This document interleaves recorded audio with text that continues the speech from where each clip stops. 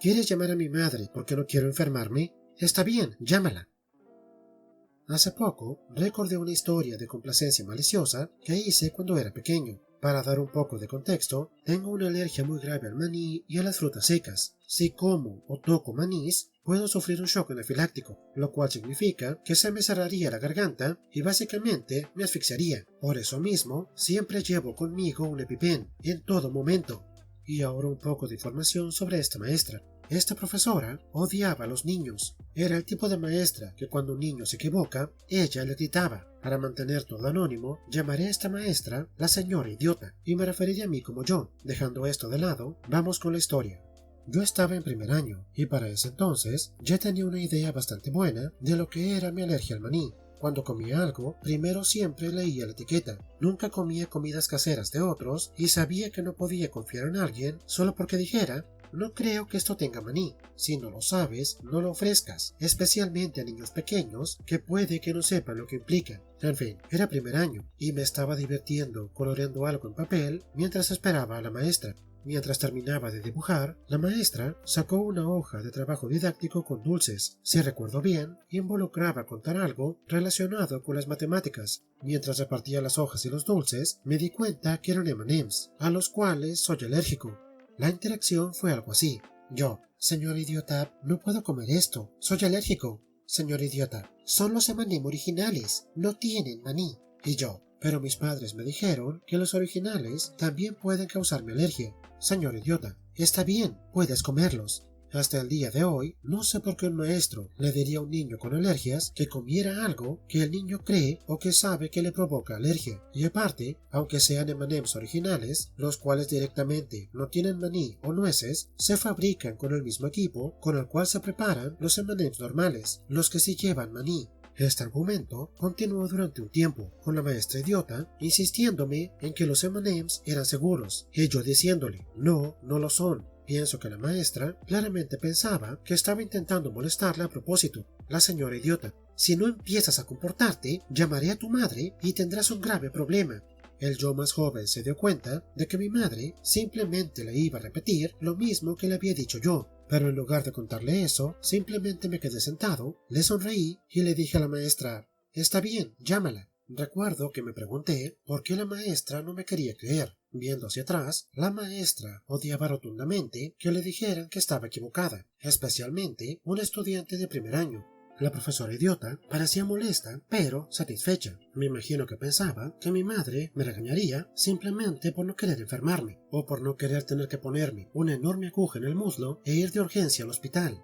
Ahora, no sé exactamente qué le dijo mi madre a la maestra idiota, ya que esto fue hace mucho tiempo, y mi madre no recuerda exactamente qué le dijo. Solo sé que estaba muy enojada, y sé que arremetió contra ella, ya que tanto yo como todos los demás presentes en la clase escuchamos a mi madre gritando a través del teléfono. Creo que fue la primera vez que vi a la maestra idiota realmente nerviosa. Después de que mi madre le diera una paliza a la maestra me llevó a una esquina del salón y me dio una bolsa de Skittles, la cual aparentemente había tenido todo ese tiempo. Fue un asco estar solo para esa actividad, pero hice mi trabajo comiendo mi paquete de Skittles, sabiendo muy bien que la maestra estaba sentada en su escritorio, fúrica, molesta de que un alumno de 7 años supiera más que ella. Más tarde, me enteré que mi madre le había mandado un correo al director de la escuela, y que por suerte para la maestra idiota, era el segundo borrador que hizo mi madre, ya que el primero tenía palabras más desagradables. La maestra tuvo que hacer un curso con la enfermera de la escuela para actualizarse acerca de las alergias, un curso que ya había hecho a principios del año. Me imagino que mi escuela estaba muy desesperada por maestros, porque siguió dando clases a pesar de haber tenido otros incidentes, y por mucho que me gustaría decir que me comí los M&M's y vi cómo se hundía su carrera, explotando como un globo del Día de Acción de Gracias, no lo hice. Como dijo el sabio Cid el perezoso: no gracias, prefiero vivir.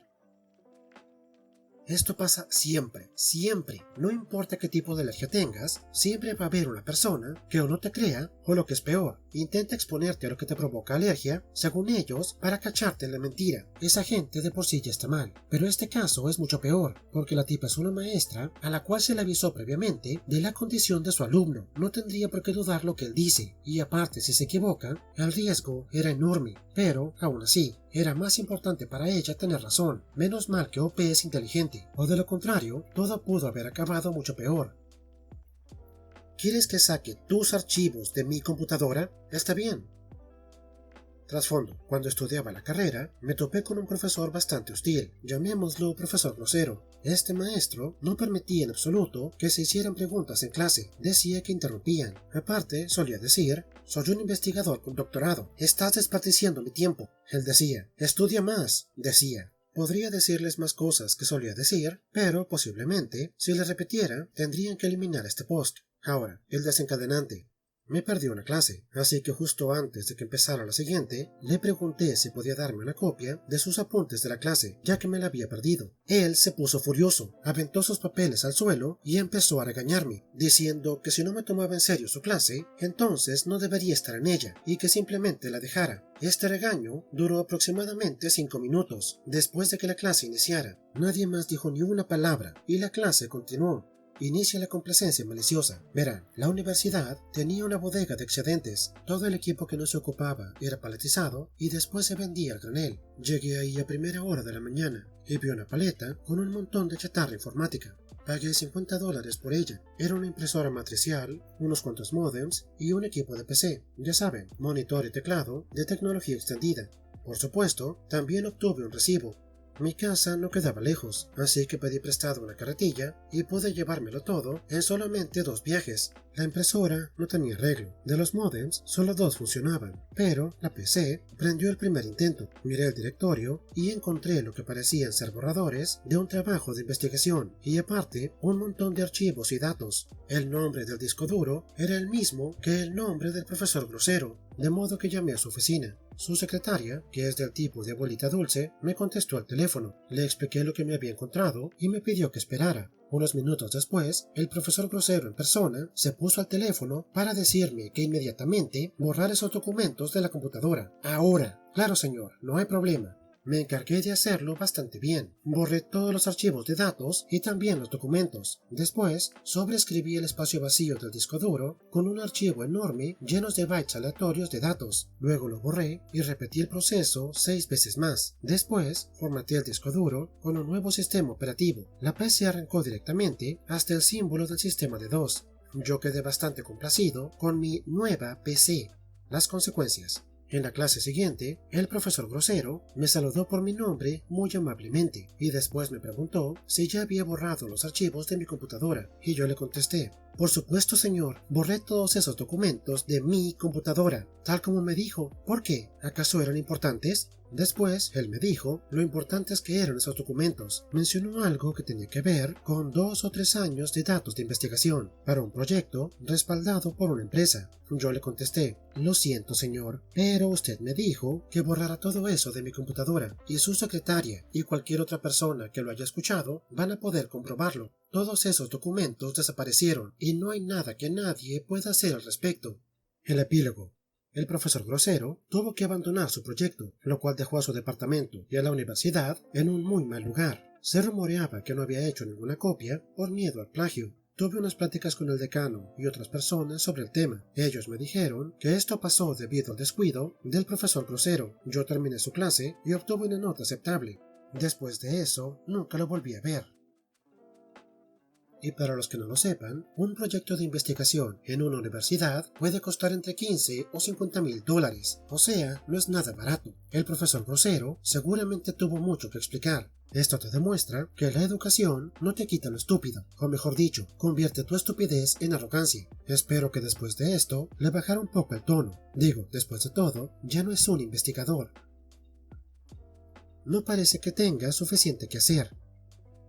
Conseguí mi primer trabajo profesional en el gobierno local, controlando sus bienes inmuebles y documentos legales relacionados con ellos. Yo era un novato en mi primer trabajo de 40 horas semanales. En aquella época, el multitasking era la palabra de moda en los negocios, y parecía que cada trabajo al que me presentara requería una persona con buenas habilidades para poder realizar múltiples tareas. Yo pensaba que eran tonterías, y trabajaba mucho mejor cuando hacía una sola cosa a la vez. Aparte, yo administraba mi carga de trabajo a través de un cronograma asignándome tiempo diario. Es decir, separaba mi programa de trabajo en espacios de 15 minutos. Hacía esto cada vez que llegaba por la mañana y después trabajaba en esas tareas. De esa manera, nunca incumplí una fecha límite o se me escapaba algún proyecto. Por ejemplo, a algunas tareas les asignaba 2 horas, a algunas 10 enteros y a otras 15 minutos. Me encantaba tener limpio mi escritorio, tenía todo ordenado y acomodaba por orden de importancia las tareas que llegaban a mi bandeja física. Luego archivaba el papeleo y programaba la tarea para más tarde ese día, o más tarde en la semana, según sea la urgencia. En consecuencia, mi escritorio siempre estaba vacío, excepto por una carpeta y algunos mapas relacionados con ella. Una vez terminaba una tarea, archivaba su carpeta y sus mapas, y sacaba una nueva carpeta con sus mapas respectivos. Una tarde, mi jefe directo entra a mi oficina, mira mi escritorio y ve que solo hay una carpeta y 2 mapas. Vio mi archivador despejado y mi bandeja de entrada vacía. Me refiero a la bandeja física, donde van papeles y carpetas. Mi jefe gruñe y se va. 20 minutos después, regresa a mi oficina y me deja 45 centímetros de carpetas y papeles en mi bandeja de entrada. Después, con firmeza y orgullo, me dice: «Parece que no tienes suficiente que hacer. Esto debería mantenerte ocupado». Después sonrió y, pavoneándose, se devuelve a su desordenada oficina. Fue un trabajo agotador, 3 semanas de puro papeleo, nada fuera de mi descripción de trabajo, solo archivos duplicados, contratos viejos, papeleo revuelto y mapas obsoletos. Al lidiar con las consecuencias de ese basurero, aprendí la lección. Si bien lo que es importante es hacer mi trabajo, igualmente importante es que pareciera que estoy trabajando muy duro, para de esta forma poder hacer mi verdadero trabajo.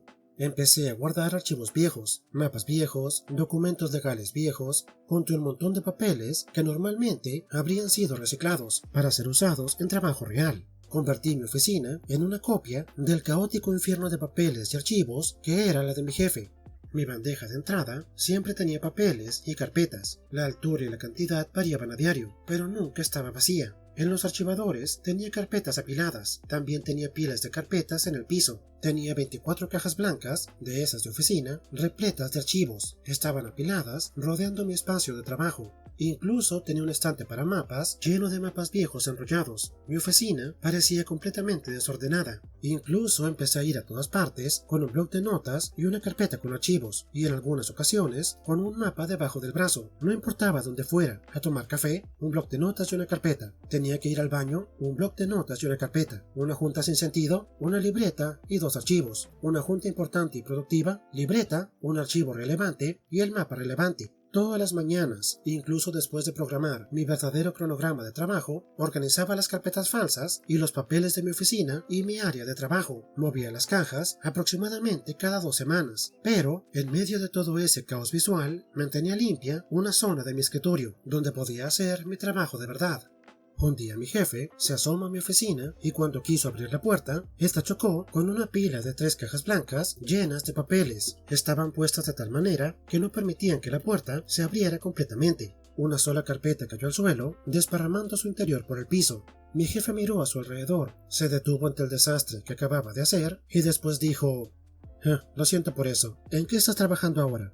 Yo le enumeré las 3 propiedades de mayor importancia en el cronograma de esa semana actual y las tareas para cada una, y mi jefe contesta: «Está bien, le encargaré esto a otra persona», y siguió caminando por el pasillo. Lo que él no sabía era que ya había completado esas tareas.